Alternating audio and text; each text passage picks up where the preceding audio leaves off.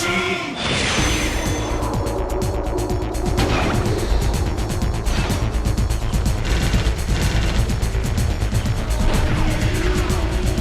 is up, YouTube? This is Nanashi, back with a brand new Banlist update video. First off, I should apologize. I know I haven't been updating hardly any content for a while, other than the once-a-month podcast that my server has going for it, which has been a great amount of fun over the last year or so. But I know that's not the content you're here to see, and I do plan to upload new deck profile videos as soon as possible. But I've got a couple of problems right now, one of which being that I am in the process of moving. And another reason is that there's not really much to talk about because most of the new cards and stuff that have come out recently haven't really been worth talking about. Sure, a couple of the techs are good, Scraptor for Dinos, the new Tri-Brigade Link for Beasts, but nothing really to write home about at the moment. Also, you might notice that I'm sounding a little bit hoarse, no pun intended. I'm actually kind of sick. Not with COVID or anything, I think I just have bronchitis. So it's a little difficult to speak, so I'm gonna make this quick. I am sorry, I am going to be making new content as soon as possible, and the first piece of content is going to be this Banlist video. So while we're on the subject matter, let's get right into it. First off, we have two new banned cards. One is Zodiac Trident. I can only imagine this change was made to curtail the usage of AA Zeus, but honestly that's not going to change anything. The only thing that really does is her Tri-Bright Zoo, which I'm honestly not complaining about regardless. But if you really want to take care of AA Zeus, hit AA Zeus. Collateral damage is not fun for anyone, money. The other one being Gar Dragon LP. This is a necessary first step to getting dragons under control as a whole.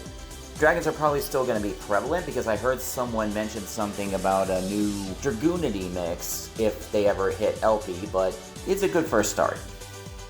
5 cards have been limited either up or down to 1. The first one being Miscellaneousaurus.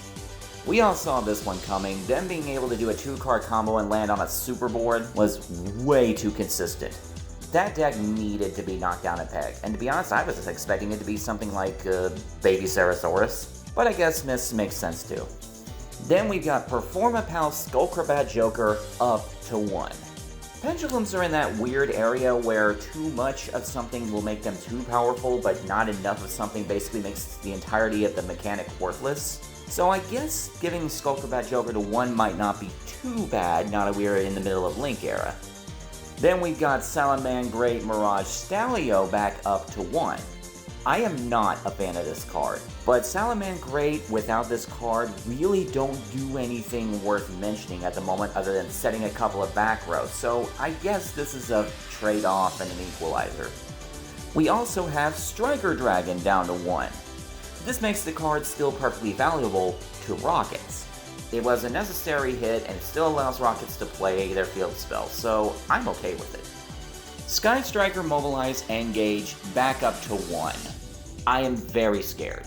I do not like Sky Striker in any capacity. I think that they needed to hit something else as a trade-off before they would ever consider giving this card back to us at 1. I think this was a mistake.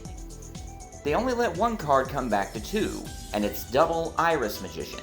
As I said, pendulums are in that weird gray area where it's hard to tell where you can balance the pendulum mechanic as a whole before it either becomes too good or too bad. And only 1 card came off the ban list entirely and it's now back at 3, and it's Symbol of Heritage. If I recall correctly, this card was put on the ban list in the first place because it was basically the same as Premature Burial, and something somewhere could recur the spell back to the hand and let you keep the monster or something. And now that it's back, if there's any decks that can do that still, then boon for them. Otherwise, the only decks I can think of that would actually get any bonus out of this would be Harpy Ladies and Cyber Dragons. And that's the ban list.